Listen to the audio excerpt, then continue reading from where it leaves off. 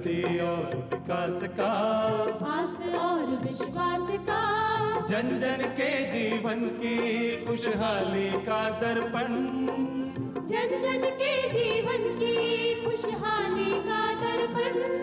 ये है कृषि दर्शन, ये है कृषि दर्शन। किसान भाइयों नमस्कार। कृषि दर्शन कार्यक्रम में आपका स्वागत है। कार्यक्रम में हम बहुत सारी जानकारियां लेकर आपके लिए हाजिर होते हैं। वो जानकारियां जो आपको खेती बाड़ी में लाभ पहुंचा सके, जिनका लाभ लेकर आप अपना उत्पादन बढ़ा सकें। कार्यक्रम में आज हम बहुत सारी जानकारियां लेंगे, लेकिन जैसा कि आप जानते हैं कि सबसे पहले वक्त होता है खबरें खेती की, मंडी भाव और मौसम का हाल जानने का।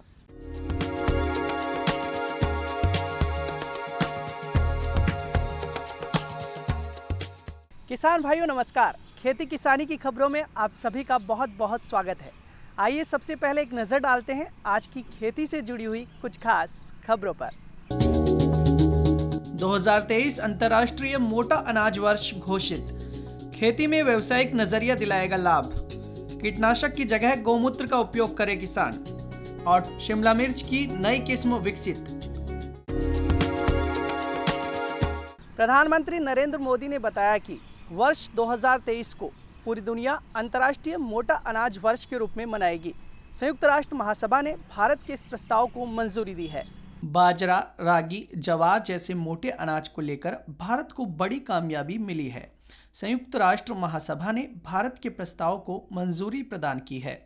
भारत ने वर्ष 2023 को अंतर्राष्ट्रीय मोटा अनाज वर्ष घोषित करने का प्रस्ताव UNGA को भिजवाया था। प्रधानमंत्री नरेंद्र मोदी ने कहा कि मोटे अनाजों को लोकप्रिय बनाने की मुहिम में जुटा भारत सम्मानित महसूस कर रहा है। मोटे अनाज के उपभोग से पोषण सुरक्षा मजबूत होगी। खाद्य सुरक्षा के साथ किसान कल्याण को भी बल मिलेगा। उपभोग से पोषण के अलावा खाद्य सुरक्षा और किसानों के कल्याण को भी बल मिलता है। UNGA का यह कदम शोध को बढ़ाएगा। स्टार्टअप समुदाय को भी प्रोत्साहन मिलेगा। उल्लेखनीय है कि भारत के प्रस्ताव का 70 से अधिक देशों ने समर्थन किया। केंद्रीय कृषि राज्य मंत्री कैलाश चौधरी ने कहा कि खेती को लाभकारी बनाने के लिए किसानों को व्यावसायिक नजरिया अपनाना होगा। किसान कृषि उत्पादों का प्रसंस्करण और मूल्य संवर्धन करके ज्यादा आय प्राप्त कर सकते हैं। कृषि विज्ञान केंद्र गुडामालानी में किसान मेला और प्रदर्शनी कार्यक्रम आयोजित हुआ। किसान मेले का शुभारंभ केंद्रीय कृषि राज्य मंत्री कैलाश चौधरी ने फीता काटकर किया। कृषि राज्य मंत्री चौधरी ने किसानों से कहा कि किसान आय दोगुना करने के लिए सरकार प्रतिबद्धता के साथ काम कर रही है। आय बढ़ाने के लिए किसानों को भी बाजार मांग आधारित फसलोत्पादन करना चाहिए। नवीन कृषि तकनीकों को अपनाना चाहिए। कृषि उत्पाद को ग्रेडिंग, पैकिंग और ब्रांड नाम के साथ बिक्री करना चाहिए। इससे क्षेत्र विशेष में तैयार होने वाले उत्पाद को भी बढ़ावा मिलेगा। भारत सरकार ने एक जिला एक उत्पाद योजना शुरू की है। मेला कार्यक्रम में कृषि विश्वविद्यालय जोधपुर के कुलपति डॉक्टर BR चौधरी ने बताया कि गुडामालानी कृषि विज्ञान केंद्र पर बाजरा, मूंग, मोठ, गवार और इसबगोल की उन्नत किस्मों का बीज तैयार किया जाएगा। KVK के प्रभारी वैज्ञानिक डॉक्टर प्रदीप पगारिया ने बताया कि मेले में कृषि तकनीक आधारित 45 प्रदर्शनियां लगाई गई। बकरी पालन के लिए 19 प्रतिभागियों को 9.5 लाख रुपए के चेक वितरित किए गए। मेले में CSWRI अविकानगर द्वारा 20 नर भेड़ों का किसानों को निःशुल्क वितरण किया गया। जनजाति राज्य मंत्री अर्जुन सिंह बामनिया ने जैविक खेती को किसानों के लिए फायदेमंद बताया। उन्होंने कहा कि गौमूत्र को जैव कीटनाशक के रूप में प्रोत्साहित करने की जरूरत है। कृषि विज्ञान केंद्र बांसवाड़ा पर जैविक कृषि मेला आयोजित हुआ। यह किसान मेला परंपरागत कृषि विकास योजना के तहत आयोजित किया गया। मेले को जनजाति राज्य मंत्री अर्जुन सिंह बामनिया ने संबोधित किया। राज्य मंत्री अर्जुन सिंह ने किसानों से कहा कि जैविक खेती से मिट्टी का स्वास्थ्य ठीक रहता है, खेतों की उर्वरा शक्ति बनी रहती है। कृषि वैज्ञानिक गौमूत्र को जैव कीटनाशक बनाने की दिशा में शोध और अनुसंधान करें। बामनिया ने आय बढ़ाने के लिए कृषि के साथ बकरी पालन से जुड़ने की बात भी किसानों से कही। महाराणा प्रताप कृषि विश्वविद्यालय उदयपुर के कुलपति डॉक्टर NS राठौड़ ने बताया कि जैविक खेती करने से पैदावार में कमी नहीं आती है। मेले में फसल प्रतियोगिता और कृषि प्रदर्शनी भी आयोजित की गई। प्रगतिशील किसानों को अतिथियों ने प्रमाण पत्र देकर सम्मानित भी किया। पंजाब कृषि विश्वविद्यालय के कृषि वैज्ञानिकों ने शिमला मिर्च की नई किस्म विकसित की है। इस नई किस्म को पंजाब शिमला मिर्च एक नाम दिया गया है। पंजाब कृषि विश्वविद्यालय लुधियाना के कृषि वैज्ञानिकों ने शिमला मिर्च की नई किस्म का विकास किया है। कृषि वैज्ञानिकों ने नई किस्म को पंजाब शिमला मिर्च 1 नाम दिया है। इस किस्म का विकास विश्वविद्यालय के डॉक्टर S.K. जिंदल ने किया है। Doctor S.K. जिंदल ने बताया कि शिमला मिर्च की PSS 1 किस्म को मैदानी क्षेत्र में लगाया जा सकता है। शिमला मिर्च की नई किस्म के बीज का उपयोग किसान दूसरे साल भी कर सकेंगे। यह किस्म 30 से 45 डिग्री सेल्सियस में आसानी से उगाई जा सकेगी। पॉली हाउस में इस किस्म से 246 क्विंटल, सुरंगों वाले खेत में 82 क्विंटल और खुले मैदान में 62 क्विंटल तक पैदावार मिलती है। जब कोई व्यक्ति मेहनत करता है तो वह चाहता है कि उसको उसका परिणाम भी मिले। उसी तरह से हमारे किसान भाई भी खेतों में दिन रात मेहनत करते हैं, तो वो भी चाहते हैं उन्हें भी अपनी फसलों के उचित दाम मिले। आइए देखते हैं प्रदेश की प्रमुख मंडियों में प्रमुख जिन्सों के बाजार भाव।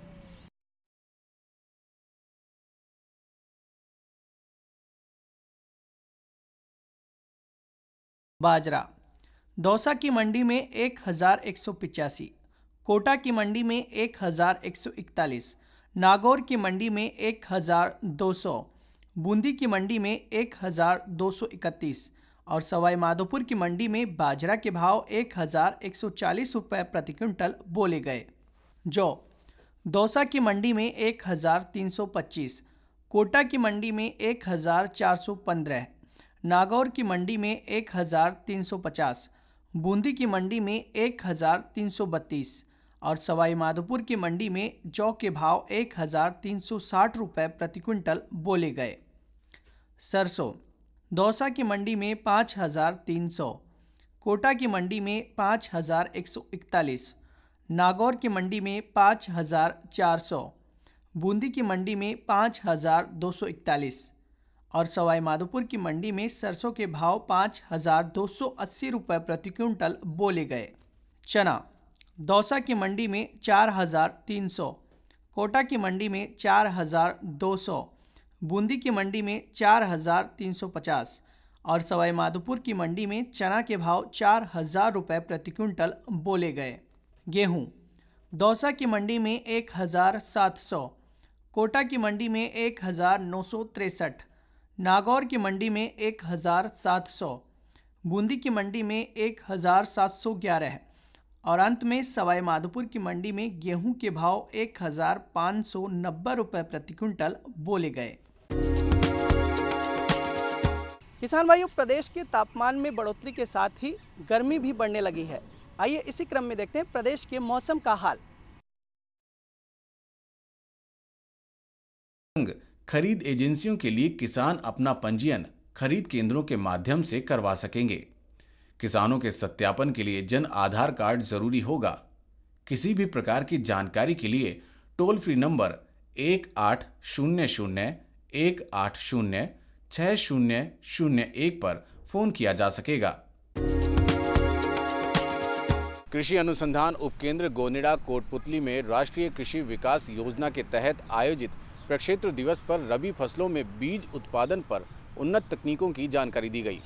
कृषि अनुसंधान उपकेंद्र गोनेडा कोटपुतली पर राष्ट्रीय कृषि विकास योजना के तहत प्रक्षेत्र दिवस का आयोजन हुआ, जिसमें रबी फसलों जैसे गेहूं, जौ, चना, सरसों, तारामीरा आदि फसलों का बीज उत्पादन उन्नत तकनीक से करने के बारे में जानकारी दी गई। केंद्र के प्रभारी अधिकारी डॉक्टर V.S. यादव ने कहा कि किसानों को महंगाई के दौर में बीज उत्पादन में आधुनिक तकनीक का इस्तेमाल करके कम लागत में अधिक उत्पादन लेना चाहिए, जिससे किसानों की आमदनी बढ़े और लाभ कमाया जा सके। केंद्र की कृषि वैज्ञानिक डॉक्टर पार्वती दीवान ने अधिक उत्पादन के लिए आधुनिक कृषि पद्धति की जानकारी दी। साथ ही रबी की फसलों में बीजोपचार, बुआई का समय, बीज की मात्रा, सिंचाई विधियों और पोषक तत्व प्रबंधन के बारे में भी बताया। राजेश कुमार भारद्वाज ने किसानों व अतिथियों का आभार व्यक्त किया। पशुओं को पौष्टिक व संतुलित आहार देना बहुत बड़ी चुनौती है। इसमें अजोला कारगर साबित हो रहा है। देश के शुष्क और अर्ध शुष्क क्षेत्रों के पशुओं को पौष्टिक व संतुलित आहार देना एक बहुत बड़ी चुनौती बनता जा रहा है। इस चुनौती में किसानों के लिए अजोला कारगर साबित हो रहा है। अजोला को हरे सोने की खान के रूप में जाना जाता है।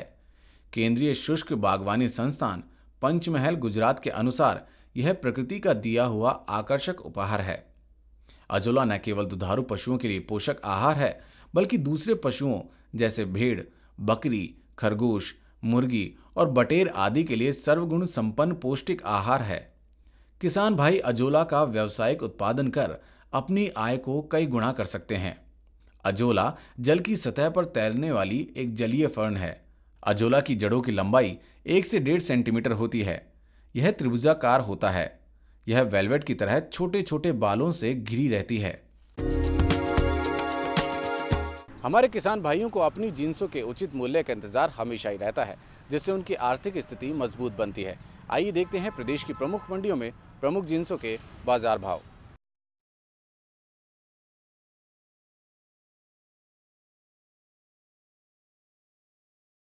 गेहूं निवाई की मंडी में 1560, मंडावरी की मंडी में 1575, कोटा की मंडी में 1635, बेगू की मंडी में 1400 और बस्सी की मंडी में गेहूं के भाव 1615 रुपये प्रति क्विंटल बोले गए। मक्का ब्यावर की मंडी में 1400, कोटा की मंडी में 1299, बेगू की मंडी में 1260, बारां की मंडी में 1240 और इकलेरा की मंडी में मक्का के भाव 1330 रुपये प्रति क्विंटल रहे। बाजरा अजमेर की मंडी में 1200, ब्यावर की मंडी में 1200, मंडावरी की मंडी में 1112, कोटा की मंडी में 1141 और बस्सी की मंडी में बाजरा के भाव 1185 रुपये प्रति क्विंटल बोले गए। सरसों ब्यावर की मंडी में 4600, निवाई की मंडी में 4400, मंडावरी की मंडी में 4780, कोटा की मंडी में 4821 और बस्सी की मंडी में सरसों के भाव 4500 रुपये प्रति क्विंटल रहे। ज्वार ब्यावर की मंडी में 1400, विजयनगर की मंडी में 1400, कोटा की मंडी में 1170, मेड़ता की मंडी में 2350 और भगत की कोठी की मंडी में ज्वार के भाव 1800 रुपये प्रति क्विंटल बोले गए। किसान भाइयों, प्रदेश के मौसम में एक बार फिर से परिवर्तन देखने को मिला है। कहीं कहीं हल्की बारिश से लेकर ओलावृष्टि तक देखी गई है। आइए इसी क्रम में देखते हैं मौसम का हाल।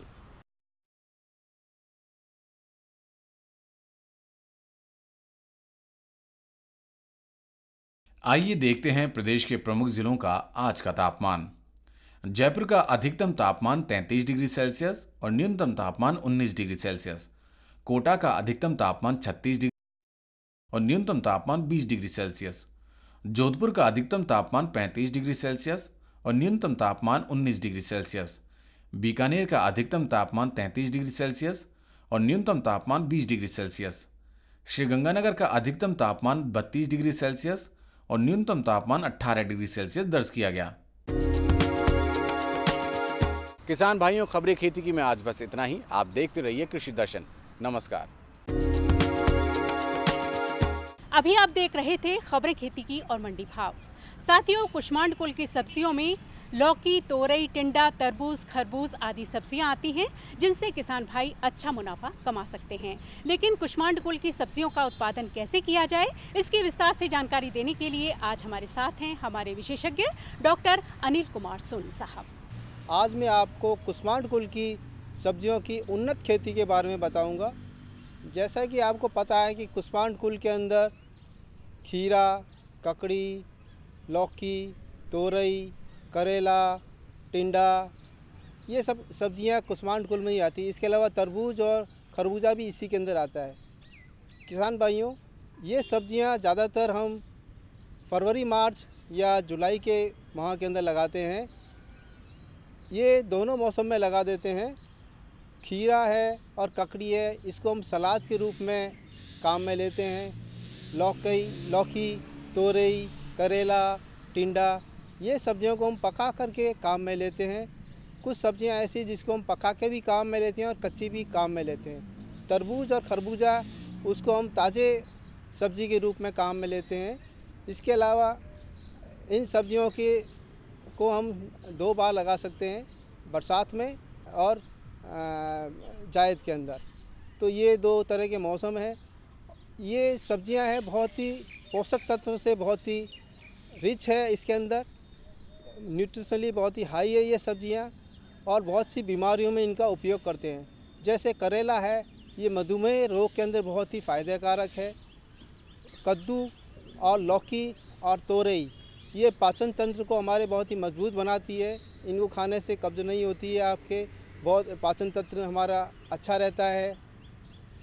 ये जो सब्जियां हैं आपके है, तोरई है, ये मूत्र संबंधी जो बीमारियाँ होती है उसमें भी बहुत ही सहायक रहती है। इसके बाद में हम बात करते हैं कि जलवायु की। कद्दू वर्गीय जो सब्जियां हैं इसके लिए पाला रहित मौसम होना चाहिए। ये सब्जियां पाले से बहुत ही ज़्यादा असरकारक होती है, तो पाला इसके ऊपर नहीं पड़ना चाहिए।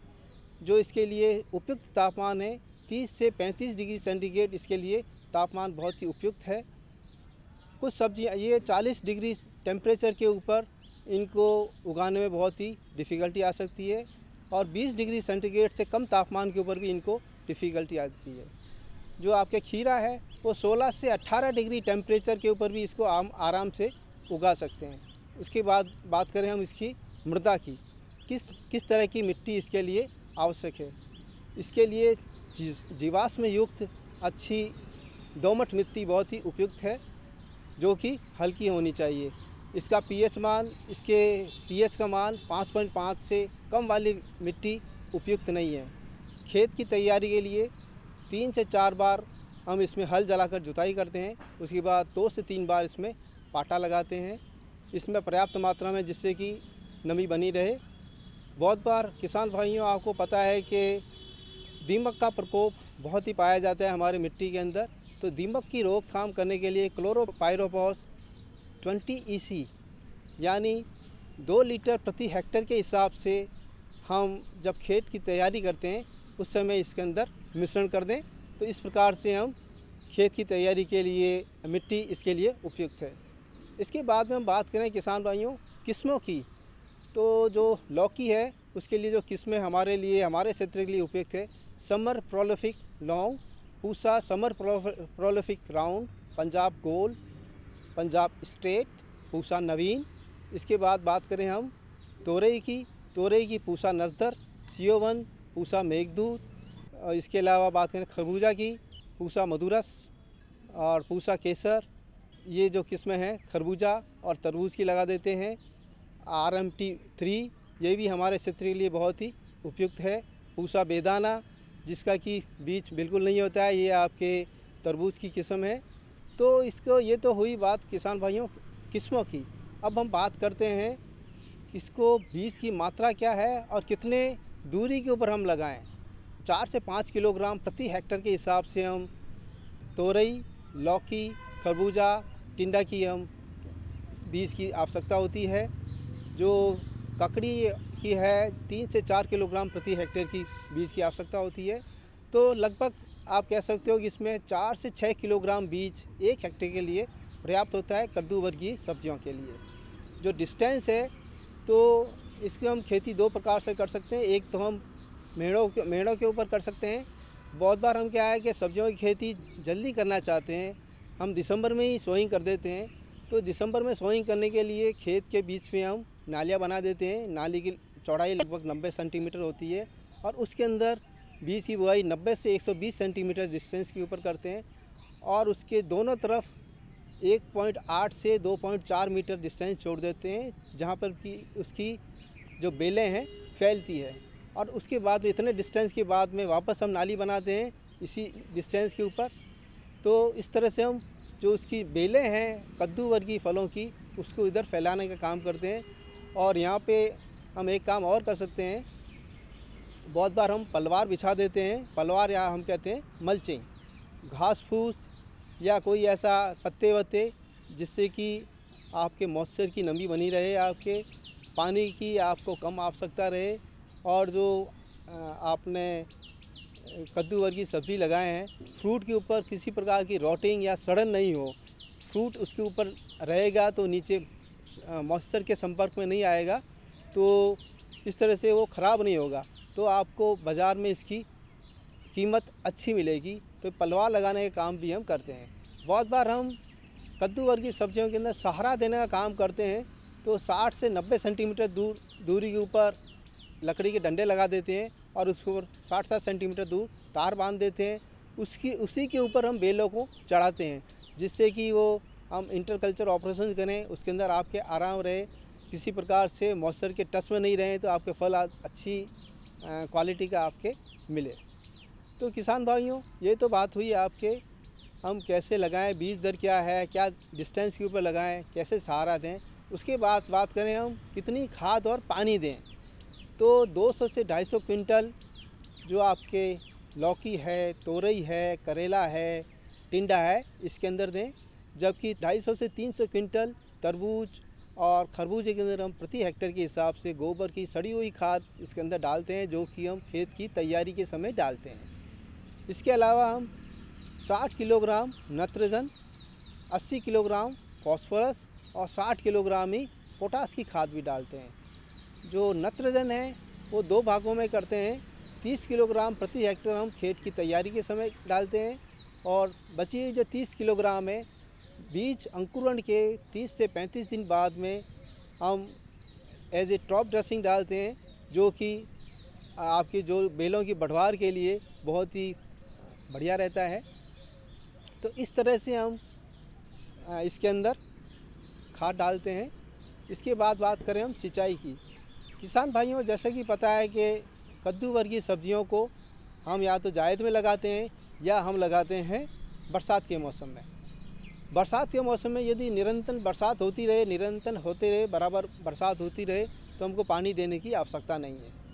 यदि जब तक कि लॉन्ग पानी का इरिगेशन रेन का गैप नहीं आए, तब तक हम पानी की हमको आवश्यकता नहीं है। यदि गैप आता है तो हमको पानी देने की ज़रूरत होती है। इस बात का खास करके ध्यान रखें, बरसात के मौसम में यदि बहुत ज़्यादा बारिश हो रखी है तो लीफ के संबंधी, पत्तियों के संबंधी जो डिजीज़ बीमारियां हैं वो होने के पूरे चांसेस रहते हैं।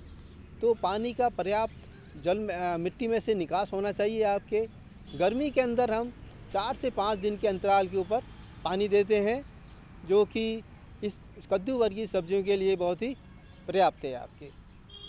तो ये बात हुई किसान भाइयों, जल कैसे दें और कितना दें। तो